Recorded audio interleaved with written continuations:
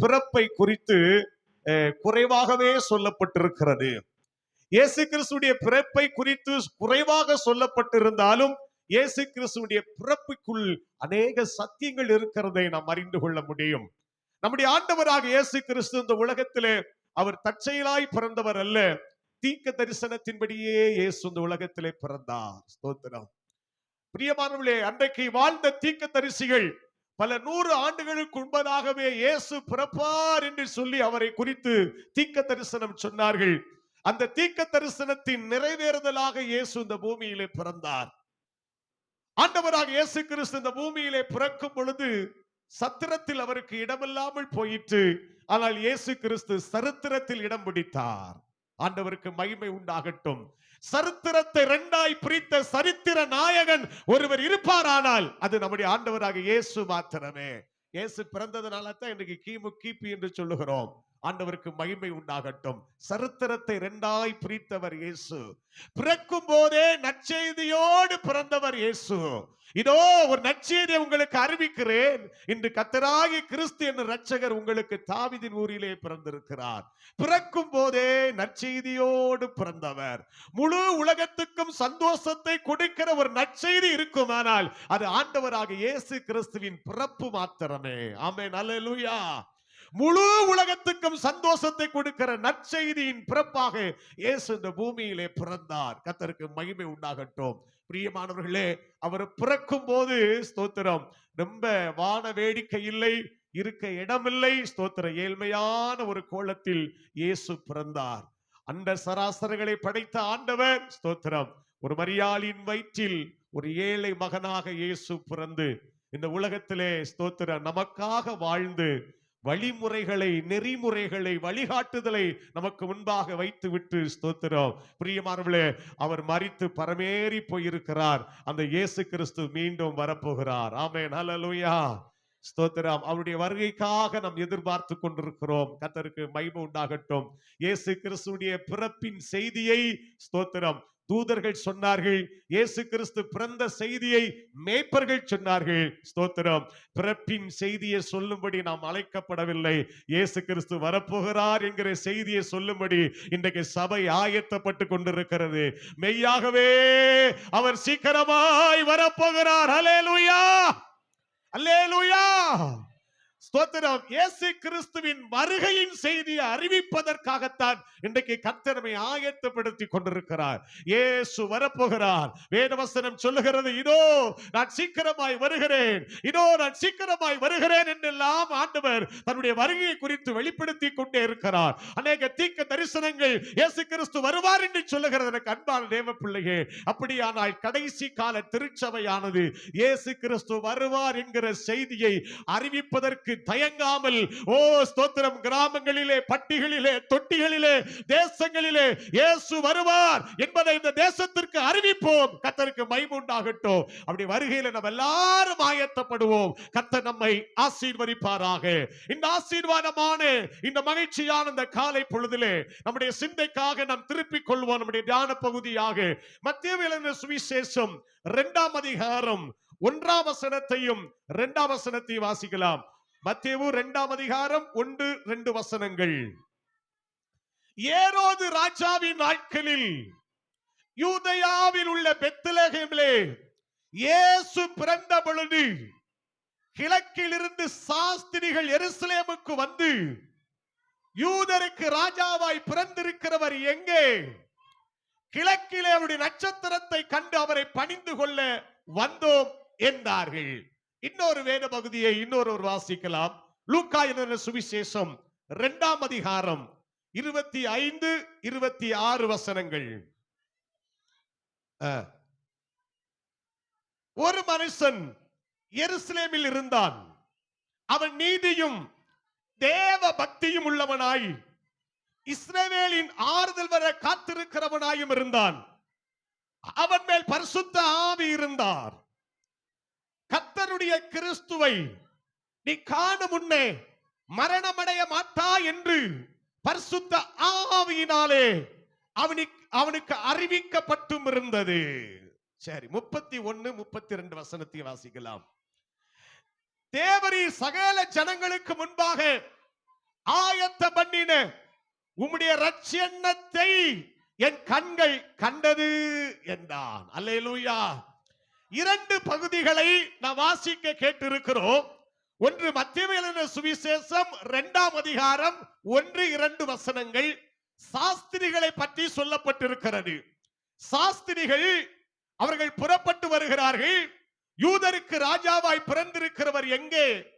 கிழக்கிலே அவருடைய நட்சத்திரத்தை கண்டு அவரை பணிந்து கொள்ள வந்தோம் என்றார்கள். மீண்டும் சொல்லுகிறேன், நல்லா கவனிங்க. யூதருக்கு ராஜாவாய் பிறந்திருக்கிறவர் எங்கே? யூதருக்கு ராஜாவாய் பிறந்திருக்கிறவர் எங்கே? எங்க போய் கேட்கிறாங்க? அரண்மனையிலே போய், ஏரோதுவின் அரண்மனையிலே போய் கேட்கிறார்கள். யூதருக்கு ராஜாவாய் பிறந்திருக்கிறவர் எங்கே? கிழக்கில் அவருடைய நட்சத்திரத்தை கண்டு அவரை பணிந்து கொள்ள வந்தோம் என்றார்கள். லூக்கா எழுதின சுவிசேஷத்திலே 2ஆம் அதிகாரத்திலே வாசிக்க கேட்டோம். சிமியோனை குறித்து வேதம் சொல்லுகிறது, சகல ஜனங்களுக்கு முன்பாக ஆயத்தம் பண்ணின உம்முடைய இரட்சணியத்தை என்னுடைய கண்கள் கண்டதே என்றான். ஸ்தோத்திரம். பிரியமானவர்களே, இயேசுவை பார்ப்பதற்கு ஒருவன் அரண்மனைக்கு போனான். இயேசுவை சந்திப்பதற்கு ஒருவன் ஆலயத்திற்கு போகிறான். கர்த்தருக்கு மகிமை உண்டாகட்டும். அதனால இந்த காலை நேரத்தில் இந்த செய்தியினுடைய தலைப்பு என்னன்னா, அரண்மனையா ஆலயமா அப்படிங்கிற தலைப்பில் சில வார்த்தைகளை உங்களுக்கு சொல்ல விரும்புகிறேன். இயேசுவை சந்திப்பதற்கு சாஸ்திரிகள் அரண்மனைக்கு போனார்கள். இயேசுவை சந்திப்பதற்கு சிமியோன் ஆலயத்திற்கு போனான். கர்த்தருக்கு மகிமை உண்டாகட்டும். அருமையானவர்களே, ஆண்டவரை சந்திப்பதற்கு ரெண்டு பேரும் வித்தியாசமாய் போகிறார்கள். கவனியுங்கள். இப்போ மத்தேயு எழுதின சுவிசேஷம் 2ஆம் அதிகாரத்திலே அரண்மனைக்கு போன சாஸ்திரிகள் இயேசுவை எப்படி பார்த்தார்கள்?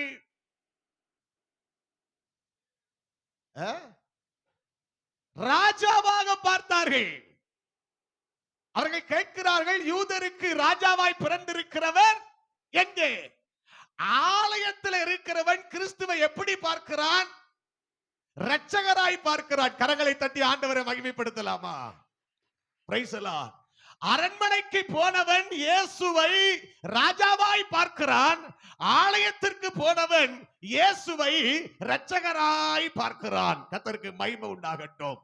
பிரியமானவர்களே, ரெண்டு பேருடைய பார்வை வித்தியாசமா இருக்கிறது. ஒருவன் அரண்மனைக்கு போகிறான், ஒருவன் ஆலயத்துக்கு போகிறான். அரண்மனைக்கு போகிறவன் இயேசுவை ராஜாவாய் பார்க்கிறான். ஆலயத்துக்கு போகிறவன் இயேசுவை இரட்சகராய் பார்க்கிறான். இந்த காலை நேரத்திலே கிறிஸ்துவை நாம் எப்படி பார்க்கிறோம்? ஆண்டவருக்கு மகிமை உண்டாகட்டும். கண்ணு தெரியாத 4 குருடர்கள், ஸ்தோத்திரம், யானையை பார்க்க போனார்கள். ஒருவன் யானையினுடைய அந்த உடம்பை அப்படியே தடவிட்டு சொன்னான், யானை எப்படி இருக்கிறது? சுவர் போல இருக்கிறது, சுவரை போல யானை இருக்கிறது என்று சொன்னான். ஒருவன் காதை தடவி விட்டு சொன்னான், ஓ யானை சுலகு போல் இருக்கிறது என்று சொன்னான். ஒருவன் காலை பார்த்து விட்டு தடவி விட்டு சொன்னான், யானை உலக்கை போல் இருக்கிறது என்று சொன்னான். கர்த்தருக்கு மகிமை உண்டாகட்டும். 4 பேரும் ஒரே பொருளை தான் பார்க்கிறார்கள், ஆனால் வித்தியாசமாய் சொல்லுகிறார்கள். அருமையானவர்களே, இந்த உலகத்திலே இயேசுவை நாம் எப்படி பார்க்கிறோம்? ராஜாவா இயேசுவை பார்க்கிறோமா, அல்லது இயேசுவை இரட்சகராய் பார்க்கிறோமா? கர்த்தருக்கு மகிமை உண்டாகட்டும். இயேசுவை நாம் யாராய் பார்த்து கொண்டிருக்கிறோம்? இந்த உலகத்தில் அநேகர் இயேசுவை ராஜாவாகத்தான் பார்த்து கொண்டிருக்கிறார்கள். எனக்கு அருமையானவர்களே, இயேசு கிறிஸ்துவை இரட்சகராய் பார்க்கிற கூட்டம் குறைந்திருக்கிறது. ஆண்டவருக்கு மகிமை உண்டாகட்டும். நம்முடைய பார்வை எப்படி இருக்கிறது? வேதாகமங்களிலே இயேசுவை எப்படி பார்த்தார்கள்? எப்படிப்பட்ட பார்வை நமக்கு வேண்டும் என்பதை பற்றி சில குறிப்புகளை நான் உங்களுக்கு சொல்ல விரும்புகிறேன். கவனியுங்கள். ஆண்டவருக்கு மகிமை உண்டாகட்டும். அருமையானவர்களே, இயேசு கிறிஸ்து இந்த உலகத்திலே பிறந்த போது எப்படி பிறந்தார் என்று வேதம் சொல்லுகிறது? அவருக்கு இயேசு என்று பெயரிடுவாயாக, அவர் தமது ஜனங்களின் பாவங்களை நீக்கி அவர்களை ரட்சிப்பார் என்று வேதம் சொல்லுகிறது. அப்ப இயேசு என்றாலே என்ன அர்த்தம்? தான் இரட்சகர் என்று அர்த்தம். இருக்கீங்களா? ஒரு அல்லேலூயா சொல்லாமா? இயேசு என்றால் இரட்சகர் என்று அர்த்தம். கர்த்தருக்கு மகிமை உண்டாகட்டும். இயேசு இரட்சகராகத்தான் பிறந்தார். ஆனால் இயேசுவை எப்படி பார்த்தார்கள் என்று சொன்னால், யோவான் எழுதின சுவிசேஷம் 12ஆம் அதிகாரத்தை நாம் திருப்பிக் கொள்வோம். யோவான் எழுதின சுவிசேஷம் 12ஆம் அதிகாரத்திலே இயேசு கிறிஸ்து இந்த உலகத்திலே வந்து ஊழியம் செய்த நாட்களிலே அவர் எருசலேமுக்கு பண்டிகைக்கு அவர் போகிறார். இயேசு கிறிஸ்து பண்டிகைக்கு போகும்போது திரளான ஜனங்கள் குருத்தோலைகளை பிடித்துக் கொண்டு அவருக்கு எதிர்கொண்டு போகும்படி புறப்பட்டு இப்படி சொல்லுகிறார்கள். 12ஆம் அதிகாரம் 13ஆம் வசனத்திலே வாசியுங்கள். குருத்தோலைகளை பிடித்துக் கொண்டு அவருக்கு எதிர்கொண்டு போகும்படி புறப்பட்டு, ஓசன்னா, கர்த்தருடைய நாமத்தினாலே வருகிற இஸ்ரவேலின் ராஜா ஸ்தோத்தரிக்கப்பட்டவர் என்று ஆர்ப்பரித்தார்கள். அந்த நாட்களில் இருந்த இஸ்ரவேலர்கள் இயேசு கிறிஸ்துவை இரட்சகராய் பார்ப்பதற்கு பதிலாக இயேசு கிறிஸ்துவை ராஜாவாய் பார்த்தார்கள். ஏன் அப்படின்னா, ஸ்தோத்திரம், அந்த நாட்களிலே இஸ்ரவேல் ஜனங்கள் ரோமர்களுடைய கையில் இருந்தார்கள். அடிமைகளாகத்தான் இருந்தார்கள். ஸ்தோத்திரம். ஆளுகை, ரோமரின் ஆளுகை நடந்து கொண்டிருக்கிறது. இயேசு அந்த நேரத்தில் பிறந்த பொழுது ஒருவேளை இவர் ராஜாவாய் பிறந்திருக்கிறார், இந்த ரோமருடைய கையில் இருந்து நமக்கு ராஜ்யத்தை எப்படியாயினும் கொடுத்து விடுவார் என்று சொல்லி இயேசு கிறிஸ்துவை ராஜாவாகத்தான் பார்த்தார்கள். ஆண்டவருக்கு மகிமை உண்டாகட்டும். இயேசு கிறிஸ்துவின் பிறந்த நோக்கத்தை சரியாய் விளங்கிக் கொள்ளாமல், இயேசு கிறிஸ்து பிறந்த நோக்கத்தை சரியாய் அறியாமல் இயேசு கிறிஸ்துவை ராஜாவாய் பார்த்து அவர்கள் சொன்னார்கள், ஓசன்னா, இதோ கர்த்தருடைய நாமத்தினாலே வருகிற இஸ்ரவேலின் ராஜா ஸ்தோத்தரிக்கப்படத்தக்கவர் என்று ஆர்ப்பரித்தார்கள். ஸ்தோத்திரம். பிரியமானவர்களே, அவர்கள் பிற்பாடுதான் இந்த வசனத்தை அவர்கள் விளங்கிக் கொண்டார்கள். ஆண்டவருக்கு மகிமை உண்டாகட்டும். இயேசுவை ராஜாவாக பார்த்தார்கள். ஆண்டவராக இயேசு கிறிஸ்து இந்த உலகத்திலே ஊழியம் செய்து சிலுவைக்கு போகிற நேரம் வந்தபோது பிலாத்துவுக்கு முன்பாக இயேசு நின்று கொண்டிருக்கிறார். யோவான் எழுதின சுவிசேஷம் 18ஆம் அதிகாரம் 36ஆம் வசனத்திலே பிலாத்து கேட்கிறான். 35ஆம் வசனத்திலே பிலாத்து பிரதி உத்தரமாக, நான் யூதனா? உன் ஜனங்களும் பிரதான ஆசாரியரும் உன்னை என்னிடத்தில் ஒப்புக் கொடுத்தார்கள், நீ என்ன செய்தா என்று கேட்கிறான். இயேசு அழகா பதில் சொல்லுகிறார். பாருங்கள், இயேசு பிரதி உத்தரமாக, என் ராஜ்யம் இவ்வுலகத்துக்குரியதல்ல. என் ராஜ்யம் இவ்வுலகத்துக்குரியதானால் நான் யூதரிடத்தில் ஒப்புக்கொடாதபடிக்கு என் ஊழியக்காரர்கள் போராடி இருப்பார்களே. என் ராஜ்யம் இவ்விடத்துக்குரியது அல்லன்னு சொன்னாரு. ஆண்டவர் தெளிவாய் சொல்லுகிறார், நான் இந்த உலகத்தின் ராஜ்யத்தை ஸ்தாபிக்க நான் வரவில்லை. இந்த உலகத்துக்கு ஒரு ராஜாவா இருக்க நான் வரவில்லை. என் ராஜ்யம் இவ்வுலகத்துக்குரிய ராஜ்யம் அல்ல. பிரியமானவர்களே, அப்ப ஜனங்களுடைய கண்ணோட்டம் எப்படித்தான் இருந்தது?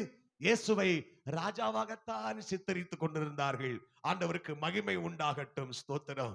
பிரியமானவர்களே, ஆண்டவராக இயேசு கிறிஸ்துவோடு கூட 3.5 ஆண்டுகள் ஊழியம் செய்து, 3.5 ஆண்டுகள் இயேசு கிறிஸ்துவோடு கூட ஊழியம் செய்த சீசர்களுடைய நிலையை பற்றி வேதம் சொல்லுகிறது. அப்போஸ்தலர் நடபடிகள் 1ஆம் அதிகாரம் 6ஆம் வசனத்தை வாசியுங்கள். அப்போஸ்தலர் 1:6.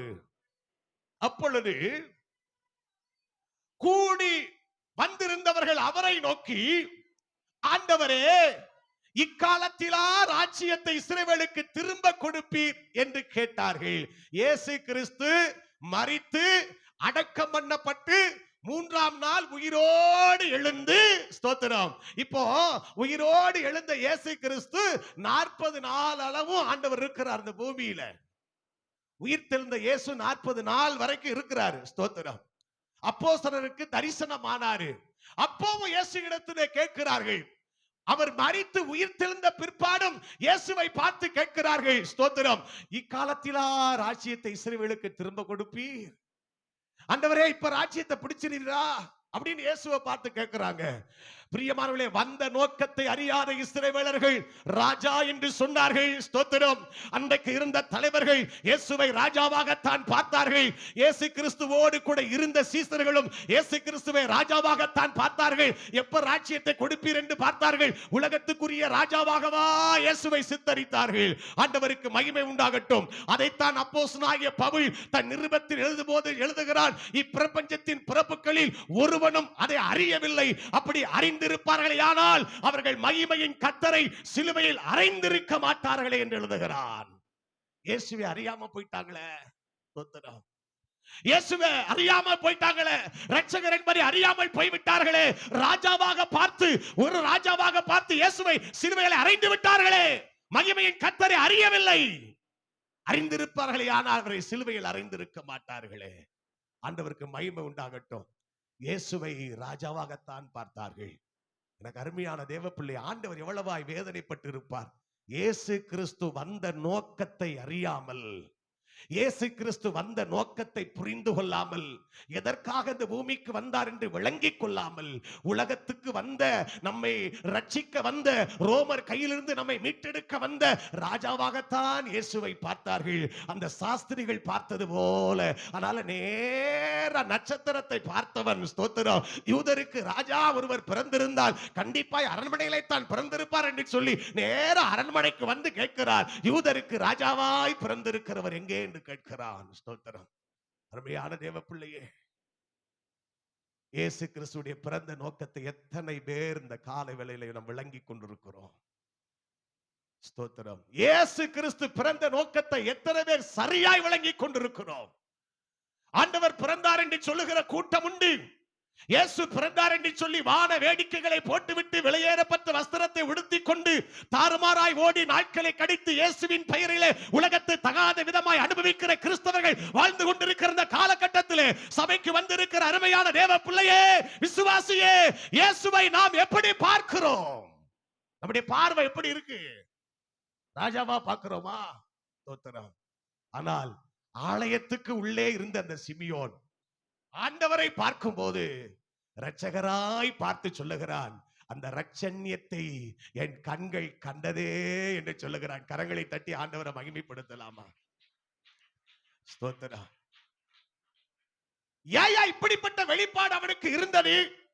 எப்படி இப்படிப்பட்ட வெளிப்பாடு அவனுக்கு கிடைத்தது என்று சொல்லி வேதத்தை நாம் பார்க்கும் போது நாம் வாசித்த வசனம் சொல்லுகிறது, அவனுக்குள், அவன் மேல் பரிசுத்த ஆவியானவர் இருந்தார். அவன் மேல் பரிசுத்த ஆவியானவர் இருந்தார். அவன் ஆவியின் ஏவுதலினாலே ஆலயத்துக்கு வந்திருந்தார். அவன் மேல் பரிசுத்த ஆவியானவர் இருந்தார். ஸ்தோத்திரம். ஆவியானவர் உள்ள இருக்கிறதுனால தான் சிமியோனுக்கு வெளிப்பாடு கிடைக்கு. அது சாதாரணமான ஆள் அல்ல. அவர் ஒரு குழந்தையா இருக்கலாம். சின்ன குழந்தையா ஆலயத்துக்குள்ள கொண்டு வருகிறார்கள். இயேசுவை பாருங்கள், தன்னுடைய கைகளிலே ஏந்தி கொண்டு தேவனை ஸ்தோத்தரித்து இப்படிப்பட்ட வார்த்தைகள் அவர் சொல்றாரு, ஆண்டவரே, உடைய வார்த்தையின்படி உடைய அடியேனை இப்பொழுது சமாதானத்தோடு போக விடுகிறீர். புரஜாதிகளுக்கு பிரகாசிக்கிற ஒளியாக, உம்முடைய ஜனமாகி இஸ்ரவேலுக்கு மகிமையாக தேவரீ சகல ஜனங்களுக்கு முன்பாய் ஆயத்தம் பண்ணிட, தேவரீ சகல ஜனங்களுக்கு முன்பாய் ஆயத்தம் பண்ணிட இந்த இரட்சண்யத்தை இந்த வயதான நாட்களிலும் என் கண்கள் கண்டனே என்று சொல்லி ஆண்டவரை ஆலயத்திலே மகிமைப்படுத்தின சிமியோனை பற்றி வாசிக்கிறோம். ஆண்டவருக்கு மகிமை உண்டாகட்டும். அப்ப சிமியோன் இயேசுவை இரட்சகராக பார்த்தான். இன்றைக்கு சொல்லுகிறேன், இயேசு அப்படின்னாலே இரட்சகர் என்ற அர்த்தம். Praise the Lord. இயேசு ரட்சிக்கிறவராக வந்தார். இயேசு இரட்சகராக வந்தார். ஸ்தோத்திரம். அரண்மனைக்கு போனால் நீ ராஜாவாகத்தான் பார்ப்பாய். நீ ஆலயத்திலே வருவாயானால் நீ அவரை இரட்சகராக பார்ப்பாய். ஸ்தோத்திரம். ஆலயத்திலே வருகிற உனக்குள்ளே பரிசுத்த ஆவியானவர் இருப்பார். ஆனால் இயேசு கிறிஸ்து எதற்காக இந்த பூமிக்கு வந்தார் என்கிற தெளிவான சத்தியத்தை அறிந்து கொள்ள ஆவியானவர் நமக்கு உதவி செய்கிறார். தேவன் நமக்கு தந்தருளிய பரிசுத்த ஆவியானவருக்காய் ஒரு விசை கரங்களை தட்டி ஆண்டவரை மகிமைப்படுத்தலாமா? தோத்திரம், தோத்திரம். எவ்வளவு வெளிப்பாடுகளை கத்தர் கொடுக்கிறார், எவ்வளவு தரிசனங்களை கத்தர் கொடுக்கிறார். ஆழங்களை அவர் நமக்கு வெளிப்படுத்துகிறார், ரகசியங்களை அவர் நமக்கு வெளிப்படுத்துகிறார். எனக்கு அருமையான தேவ பிள்ளையே, பரிசுத்த ஆவியானவர் நம்மோடு கூட இருந்து பாவத்தை குறித்து, நீதியை குறித்து, நியாய தீர்ப்பை குறித்து கண்டித்து உணர்த்துகிற நல்ல பரிசுத்த ஆவியானவரை நான் பெற்றிருப்பதற்காய் நான் கர்த்தரை ஸ்தோத்தரிக்கிறேன். அல்லேலூயா, ஸ்தோத்திரம். அருமையான தேவ பிள்ளையே, ஆலயத்துக்குள் இருக்கிற உனக்குள்ளே பரிசுத்த ஆவியானவர் உண்டா? பரிசுத்த ஆவியானவர் இருக்கிறாரா? பரிசுத்த ஆவியானவர் இருக்கிறாரா? ஒரு கேள்வி கேட்டு பாருங்கள். நீங்கள் விசுவாசிகள் ஆன போது பரிசுத்த ஆவியை பெற்றீர்களா? ஸ்தோத்திரம். எத்தனை வருஷம் சபையில விசுவாசியா இருந்தோம், பரிசுத்த ஆவியை பெறலன்னா உனக்கு வெளிப்பாடு இல்லையே, உனக்கு தரிசனம் இல்லையே, உனக்கு தேவ ராஜ்யத்துக்குள் எப்படி போவாய்? ஒருவன் ஜலத்தினாலும் ஆவியினாலும் பிரவாவிட்டால் தேவனுடைய ராஜ்யத்துக்குள் பிரவேசிக்க மாட்டான் என்று வேதம் சொல்லுகிறது. உனக்குள்ளே பரிசுத்த ஆவியானவர் இருக்கிறாரா? ஸ்தோத்திரம். இயேசுவை ரட்சகரா பார்க்கிறோமா? அந்த ரட்சகரை நாம் வாழ்க்கையில் அனுபவித்து இருக்கிறோமா? ருசித்து இருக்கிறோமா? இன்பமாக்கி இருக்கிறோமா? அவருடைய சத்தத்தை கேட்கிறோமா? அவரோடு கூட நடக்கிறோமா? அவரோடு கூட பழகுகிறோமா? ஸ்தோத்திரம். பெயரளவிலே கிறிஸ்தவனாய் இருந்து கொண்டு கிறிஸ்துவுக்கு நமக்கு வித்தியாசம் இல்லாத வாழ்க்கை வாழ்வோமானால் நம்முடைய நிலை என்னவாகும்? பண்டிகை நாளிலே புரிந்து கொள்ளுங்கள். ஸ்தோத்திரம். கிறிஸ்து இல்லாவிட்டால் நம்முடைய நிலை என்னவாகும்? ஆவியானவர் இல்லாவிட்டால் நம்முடைய நிலை என்னவாகும்? ரத்த மாம்சமான யாவர் மேலும் கடைசி நாளிலே பரிசுத்த ஆவியானவர் தம்முடைய ஆவி அளவில்லாமல் ஊற்றிக்கொண்டே இருக்கிறார்.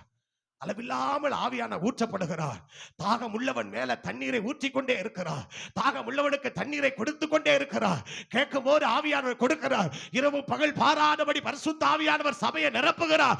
வாஞ்சிக்கிற தேவ பிள்ளைகளை கட்ட நிரப்புகிறார். இன்றைக்கு ஆவியானவரின் அருள்மலை இந்த வருஷத்தின் கடைசி நாளிலே சபையிலே பற்றி பிடிப்பதாக. நல்ல கரங்களை தட்டி ஆண்டவரை மகிமைப்படுத்துங்க பார்க்கலாம். Praise the Lord. நக்கினி பற்றி பிடிக்கட்டும், நக்கினி பற்றி பிடிக்கட்டும். Thank you master. அருமையானவர்களே, இயேசு கிறிஸ்து இரட்சகராக பிறந்தார். இயேசு இரட்சகராய் பார்க்கிற பார்வை தேவ பிள்ளைக்கு உண்டாவதாக. இயேசு அப்படின்னா இரட்சகர் என்று சொன்னேன். ஆண்டவர் எதை ரட்சிக்க வந்தார் என்று சொன்னால், கெட்டு போனதை ரட்சிக்க இயேசு வந்தார். மத்தேயு 18:11 வாசிக்கிறோம். கெட்டு போனதை ரட்சிக்க இயேசு வந்தார். ஆமென் சொல்லுங்கள், நல்ல சத்தமா சொல்லுங்கள். அல்லேலூயா. கெட்டு போனதை ரட்சிக்க இயேசு வந்தார். இயேசுவை ரட்சகரா பாத்தீங்கன்னா கெட்டு போனதையெல்லாம் அவர் ரட்சிப்பார். ஸ்தோத்திரம். பிரியமானவர்களே, அவர் கையில் இருக்கும் போதே அந்த பாத்திரம் கெட்டு போயிற்று. குயவனின் கையில் இருக்கும் போதே அந்த பாத்திரம் கெட்டு போயிற்று. அவர் அப்படியே தூர தூக்கி போடல. கெட்டு போனதை வேற பாண்டமாக அவர் வணைந்தார். ஒரு நற்செய்தி உங்களுக்கு சொல்லுகிறேன். இயேசு கிறிஸ்து இரட்சகராக பார்க்கும்படி உன் கண்கள் திறக்கப்படுமானால், ஒருவேளை உன் வாழ்க்கை கெட்டு போய் இருக்குமானால், உன் வாழ்க்கையாகிய பாத்திரம் ஒருவேளை கெட்டு போய் இருக்குமானால், உன்னை தூர தூக்கி போட வேண்டிய நிலைக்கு நீ ஆளாக்கப்பட்டவன், ஆளாக்கப்பட்டவள் என்று அறிந்த போதிலும் உன்னை தூக்கி தூர போடாம மீண்டும் ஒரு விசை உன்னை மறுபடியும் ரட்சிக்கும்படியாக இந்த பிறப்பின் நாளிலே இயேசு இரட்சகராய் இறங்கி வந்திருக்கிறார். சபையே, விசுவாசியே, தேவ பிள்ளையே, உன்னுடைய வாழ்க்கையில கெட்டு போன பகுதிகளை சீர்படுத்த, சரிப்படுத்த, செவைப்படுத்த இயேசு இரட்சகராய் இறங்கி வந்திருக்கிறார். கெட்டு போனதை இயேசு ரட்சிக்க வந்தார். ஆண்டவருக்கு மகிமை உண்டாகட்டும். நம்முடைய வாழ்க்கையில் என்னெல்லாம் கெட்டு போயிருக்கு யோசித்து பாருங்கள். அதெல்லாம் ரட்சிக்க இயேசு வந்தார். இதெல்லாம் நீங்க அப்படியே விசுவாசிக்கணும். இந்த வசனத்தை அப்படியே நீங்க நம்பணும். இந்த வசனத்துக்கு நீங்க ஆமென் சொல்லணும். கர்த்தருக்கு மகிமை உண்டாகட்டும். நிச்சயமாகவே இயேசு உங்க வாழ்க்கையில இரட்சகராகவே வெளிப்படணும். கெட்டுப்போன பகுதிகள் எல்லாம் சரி செய்யப்பட வேண்டியவை. கெட்டுப்போன பகுதி எல்லாம் இயேசுவின் நாமத்திலே சரியாக்கப்படணும். ஆண்டவருக்கு மகிமை உண்டாகட்டும். கெட்டு போனதை ரட்சிக்க இயேசு வந்தார். லூக்கா எழுதின சுவிசேஷம் 19ஆம் அதிகாரம் 10ஆம் வசனத்தில் வாசிக்கிறோம். இழந்து போனதை தேடவும் ரட்சிக்கவுமே மனுஷகுமாரன் வந்தார். இழந்து போனதை ரட்சிக்க இயேசு வந்தார். வாழ்க்கையில எதை இழந்து போனீங்க, அதை இரட்சகரால் மாத்திரம் தான் கொடுக்க முடியும். ஆமென் சொல்லுங்க. அல்லேலூயா. இழந்து போனதை திரும்ப கொடுக்கிற இரட்சகர் ஒருவர் இருப்பாரானால் அது ஆண்டவராக இயேசு மாத்திரமே. எதை இழந்து போயிட்ட? வாழ்க்கையில எதை இழந்தாய்? சமாதானத்தை இழந்தாயா? சந்தோஷத்தை இழந்தாயா? மகிழ்ச்சியை இழந்தாயா? கிருபையை இழந்தாயா? வரங்களை இழந்தாயா? எதை இழந்தாய்? நீ இழந்ததை, வேலை இழந்தாயா? உலக பிரகாரமா ஏதோ ஒன்றை இழந்து விட்டு நிற்கிறாயா? இழந்தத தீர்க்க தரிசனமா சொல்ற, பரிசுத்த ஆவி நிறைவோடு சொல்ற, இழந்தத மீண்டும் கொடுக்கிற ஒரே ஒரு இரட்சகர் என் ஆண்டவராகிய இயேசு மாத்திரமே. விசுவாசிக்கிறவங்க அப்படியே கரங்களை தட்டி அந்நிய பாஷைகளை பேசி ஆண்டவருடைய நாமத்தை மகிமைப்படுத்தலாமே. இந்த நேம் ஆஃப் ஜீசஸ். இழந்து போனதை ஐயா, கோடாரி இழந்து போயிட்டு ஓ, மரத்தை வெட்டி கொண்டிருக்கும் போது கோடாரி தண்ணீரிலே விழுந்து விட்டது, அதை இழந்து போயிட்டேன். ஸ்தோத்திரம். இந்த கோடாரி திரும்ப கொடுக்கப்பட்டது. இழந்து போனது அனைத்தையும் கர்த்தர் கொடுக்கிற இரட்சகராக உங்க வாழ்க்கையில வந்திருக்கிறார். இந்த ஆலயத்துக்குள்ள வந்திருக்கிற நீங்க சிமியோன் பார்த்தது போல இயேசுவை இரட்சகரா பாருங்க. கெட்டு போனதை அவர் சரி பண்ணுவாரு, இழந்து போனதை அவர் ரட்சிப்பாரு. இழந்து போனதை கர்த்தர் உங்களுக்கு தருவார். உலகம் கொடுக்க முடியாது, உலகம் அதை தர முடியாது, மனுஷன் தர முடியாது, குடும்பம் தர முடியாது, ஒருவராலும் தர முடியாது. இயேசு தருவார். ஏன்னா இரட்சகரா, அதற்குத்தான் இயேசு இரட்சகராய் பிறந்தார். இயேசு அதற்குத்தான் இரட்சகராய் வெளிப்பட்டார். இழந்து போனதை இயேசு திரும்ப தருவார். இழந்து போனதை இயேசு திரும்ப தருவார். ஆண்டவருக்கு மகிமை உண்டாகட்டும்.